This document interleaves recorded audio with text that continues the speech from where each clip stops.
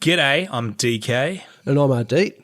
Thanks for joining us for this week's Two Ticks Town Talk, a segment from the Australia Talks podcast. Yeah, this is one of our favourite parts of bringing the podcast to you, our listeners. So please enjoy this segment from the regular podcast. I've been everywhere, man. I've been everywhere, man. Across the desert, fair man. I've breathed the mountain air, man. I've traveled, I've had my... All right, this week's Two Ticks Rock Talk, we're heading to South Australia, to the Northern Eyre Peninsula, not too far from Streaky Bay, which was my last Two Ticks Town Talk. This week we're going to the 62,875 hectare Gawler Ranges National Park. As I said, this is only about 100 k's from Streaky Bay. It's about 230 k's from Port Augusta, though. So the Gawler Ranges do feel a lot more remote than they probably are. But they are the dividing edge, basically, of the Stuart Stony Desert. And there really aren't very many large towns to the north of this sort of small mountain range.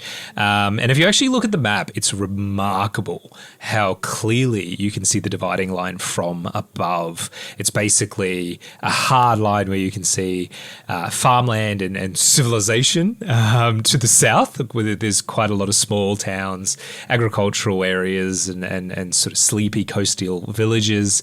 And then to the north of this range, it's basically a seemingly endless desert on the other side of the ranges into the vast interior of Australia. Yeah. So just got that map up. I can see what you mean. Yeah, so there wasn't really a specific town, hence why this is very much a Two Ticks rock talk, because it's got some cool rocks that I want to talk about, and just kind of the area in general. So let's kick off with a little bit of history. The traditional owners, I should say, of the Gawler Ranges are the Bangala, Kothkatha, and Wirangu peoples who have inhabited the area and the broader South Australian area for the last 30,000 years at least, and are now known what is collectively the Gawler Ranges Aboriginal peoples.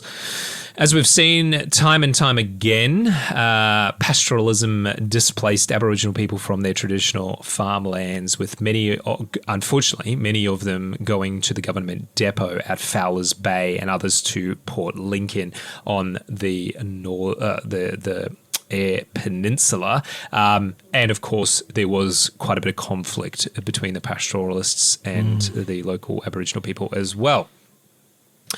The explorer Edward John Eyre was the first non-European to visit the Gawler Ranges in September 1839. He named the ranges after George Gawler, then Governor of New South Wales. What a frickin' surprise.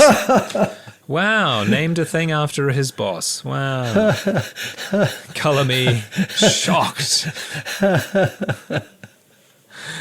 Although it was spring. That pushes our buttons, doesn't it?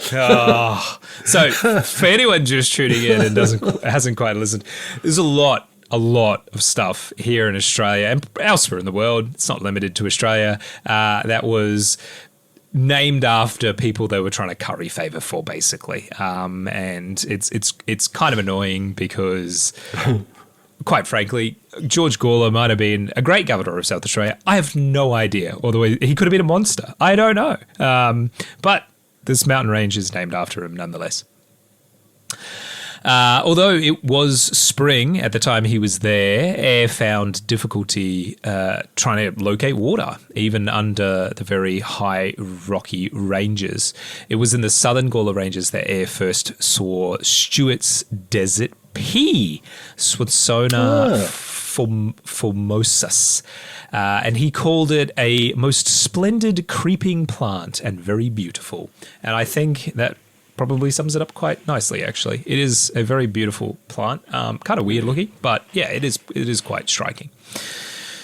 Overall, Mr. Eyre was not particularly impressed with the local country, and he left pretty soon after arriving, as is his ways. But pastoralists did take up land there after Stephen Hack completed a survey of the ranges in 1856. Paney became a pastoral property in the early 1850s, but the first official leases were to Andrew M. Woodridge and John Hurst in 1864. This was a successful pastoral partnership aided by the discovery of a good supply of fresh water in 1865. But interestingly, the years of 1856 and 1858 must have been quite good for rain over this area, as the explorers of the area and some of the pastoralists did speak of permanent fresh lakes, which there aren't any. Not a regular sort of lakes. There are after good rains. They sort of depressions fill up with water. One of which I'll mention towards the end of this segment, but they pretty much dry up pretty quickly. So I think it's kind of interesting that the explorers just so happened to come through when it was very accommodating land. Let's put it that way. In the late 1860s, this time period saw approximately 90,000 sheep being shorn at properties such as Nonning Station. And to comply with lease conditions, many wells were struck to provide crucial water, basically, in the summers. But unfortunately, even with the wells, the harsh arid conditions and unreliable water supply found those sheep numbers to be unsustainable, which pretty much we think that the good rains of 1857 might have been responsible for these farmers expecting significantly more water than they actually got in the years following. And unfortunately, they did basically have to scale down their ambitions and just run fewer cattle through the area. I think this is part of the reason why this area isn't super heavily developed even to this day, because it is quite arid, generally speaking. But the earliest wool from the ranges went to Port Augusta, Venus Bay, Elstington or Streaky Bay, and it was transported either by camel wagon or wagons pulled by bullocks, horse or camel teams. And of course, we've talked about bullock and camel teams in the past, other Two Ticks Town talks, and this was very much part of the life out here in the pastoral times. And much of this pastoral history remains in the area today, with wool sheds, heirs' campsites even, embankments, gravesites, ruins, and old homesteads, all still in various states of disrepair throughout the region.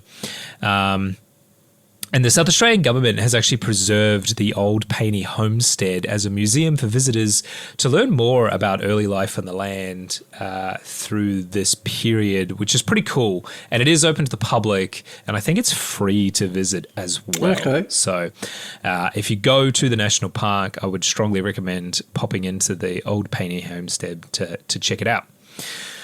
Now, let's talk about the rocks, the real reason we're here. What's the deal with the interesting and weird rocks in the ranges, I hear you ask? I'm so glad that you did, because I will tell you now. The rocks within the ranges were formed by volcanic activity over 1 billion years ago. That's right, billion.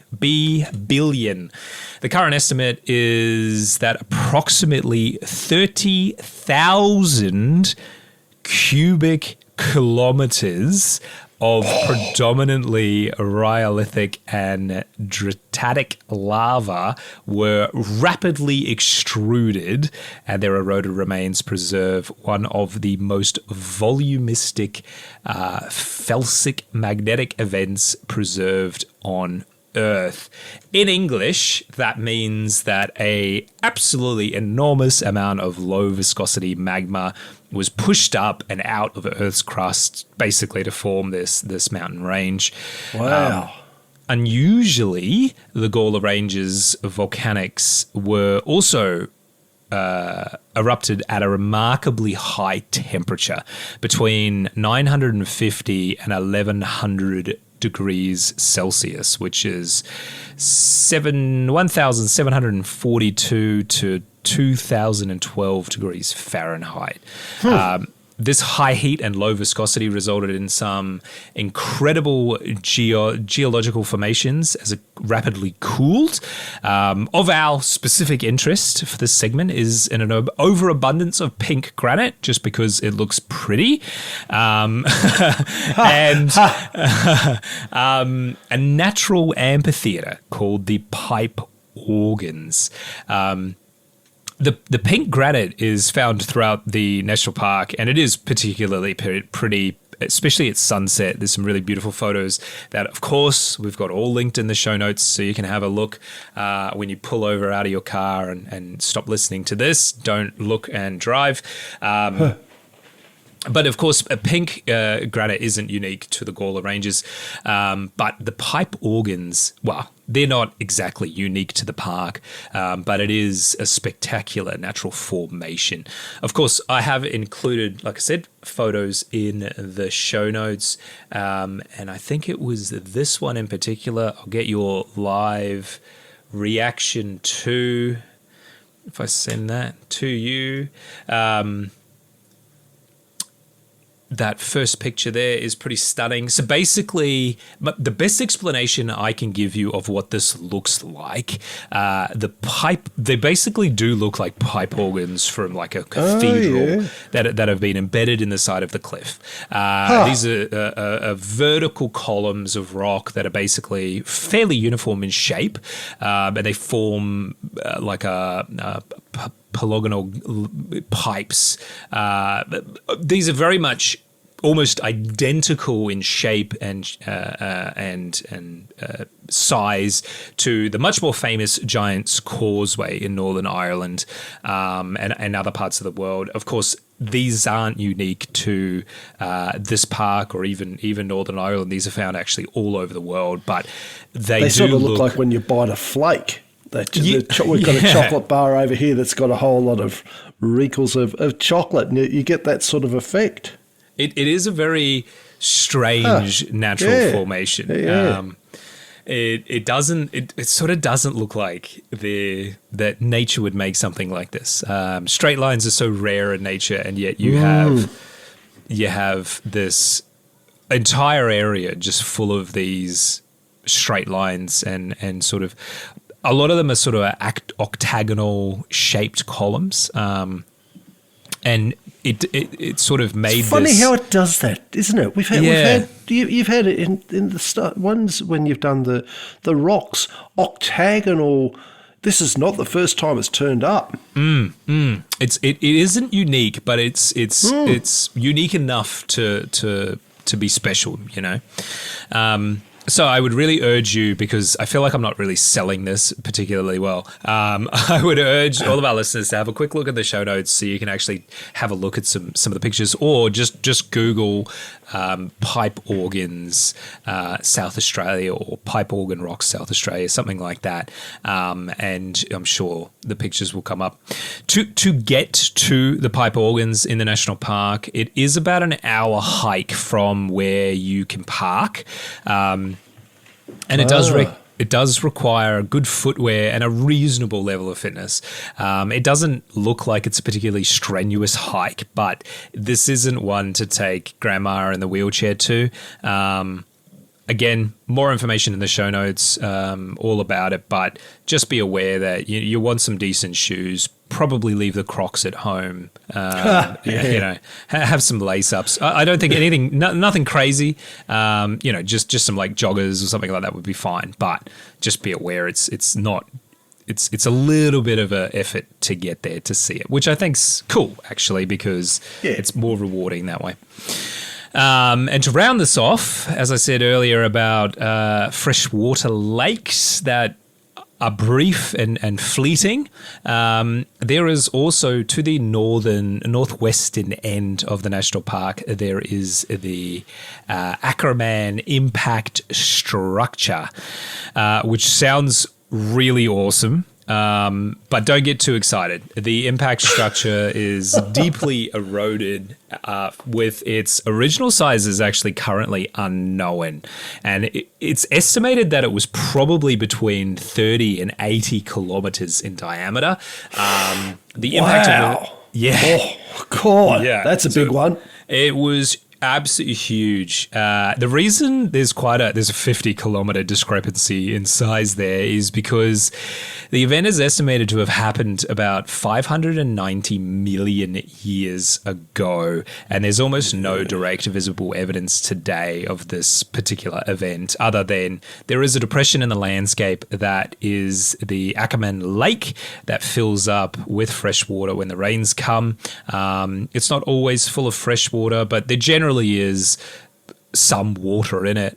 Wouldn't recommend attempting to drink out of it, but if you're stuck out in the national park, maybe. Other than that, there's only really evidence of fractured quartz and other sort of geological evidence dating back this far. So hasn't been particularly heavily researched. I think there's still a lot we don't know about this particular impact event.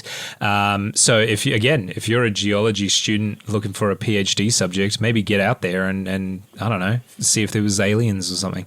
But definitely aliens. There's sort of as cool as this is, there's not really much to talk about other than that, to be fair, from the cursory research I could find on this impact structure. I love impact structures because they're just, wow, it's space rocks hitting the ground. Yeah. That's pretty bloody cool. Yeah. But this one, unfortunately, there's not really much to talk about because you can't even really see it. If you look at it on like Google Maps or something like that, you can kind of vaguely make out a bit of a shape. But I think it's more just the fact that there's the lake there that kind of helps with the defining shape more than anything else. So there's not really enough to talk about as its own episode, but it's still cool nonetheless. So as always, as I like to say, get out there, see more of this stunning country and its weird rocks. And if you know of any weird rocks around you, send me an email at australiatalks@proton.me. I love weird rocks and I would like to explore more of them. So let me know. Yeah, you've given us a few instances of weird rocks all around Australia. And I suppose, we're such an old continent, island, whichever way you want to define that, that we do have a lot of things that have come from hundreds of millions of years ago, come up through the earth, or have eroded to get the shapes. That age is a very powerful part of the Australian landscape in all over Australia. I mean, it's not just confined to just one part of us. There's always wherever you are in Australia, obviously go find more, over sort of the west and down south and things. But you go into the centre, you've got your own sort of age. You go up north, you've got instances of old rocks. We're old and stable, so we've got a lot of interesting stuff there, and I like hearing about these different ones. It's interesting seeing things like that, and even something like that octagonal thing where you sort of think, well, why is it forming octagonal? And if it was a one-off, you'd sort of think, oh, I don't know, maybe something happened. But that shape has appeared in a number of the presentations or the talks where you've done with the rocks. I'm sure there's a reason. There's probably geologists out there yelling at the podcast. So we could probably do some research. But if you got a quick answer, let us know. And the other thing that you said with the lakes turning up like at that time, And just the crushing disappointment a couple of years later when you turn up and you find out, oh, hang on, these lakes sometimes are here, but most of the time it's just dry and harsh and miserable. I mean, the timing on that, that'd be a kick in the bum. Very much so. There's a cruel irony about that. Where you're like, oh wow, there's fresh water here. We can make a thing of it. And you come back a year later, and it's just basically an arid, really arid sort of environment. You're like, oh wow. So this again, as I sort of spoke about with Streaky Bay, this sort of area of the Eyre Peninsula in South Australia is very commonly sort of referred to as a Mediterranean sort of style climate, and I think probably the Greek islands or southern Italy, like Sicily, is probably the closest. If you've ever been to those sorts of areas, they can give you the idea of the sort of climate and sort of aridness that exists in this area. You can definitely make things work. And again, my sort of curiosity is, olives. I don't understand why this isn't a big olive area if it's so similar to that Mediterranean climate. But maybe there's a reason that I don't know about. But I can kind of answer your question, sort of, about how these shapes of these rocks formed. And in this case, it was because of the incredibly high temperature and the low viscosity of the magma that was released. And when it was pushed up, it basically cooled quite quickly. And as a result, fractured into these shapes, sort of shocked it into these shapes, which is just so freaking cool. Like, if you looked at them, why octagonal? Because I mean, looking at that thing, there's like a number of them. What's the magic of the octagon? I think it's because it's it's a bit like everything wants to try and be round because it's the strongest shape, and failing that, if you have to have straight lines, you become more fractured into basically hectagons, octagons, and so on and so forth. So hexagons are a really incredible structure that we see a lot in nature. Like beehives are the most common because you can put all these sort of cylinders together in an efficient way. That's just how it works, basically. It is like that because that's the way it is. Yeah, fair enough. Because you can put all of them together, and so round doesn't exist very much in nature because it's sort of it's too perfect of a shape, and so hexagons are kind of nature's round things almost, and so that's what forms. So these aren't all hexagons. Some of them are much more irregular shapes, and some of them are much more regular, and it is pretty impressive. I think the Giant's Causeway in Northern Ireland is so famous because it's those are much more regular in shape than these ones are. These ones are a bit more fractured and a bit more kind of messy, let's say. But so the Giant's Causeway is I think, like, from a shape point of view, is probably more impressive.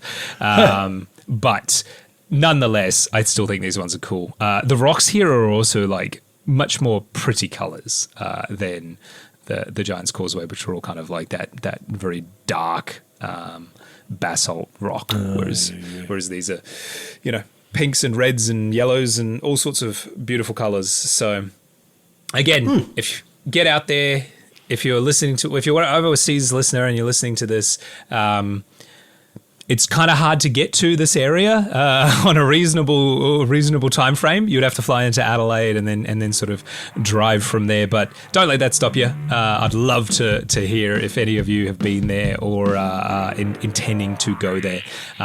Reach out, let us know.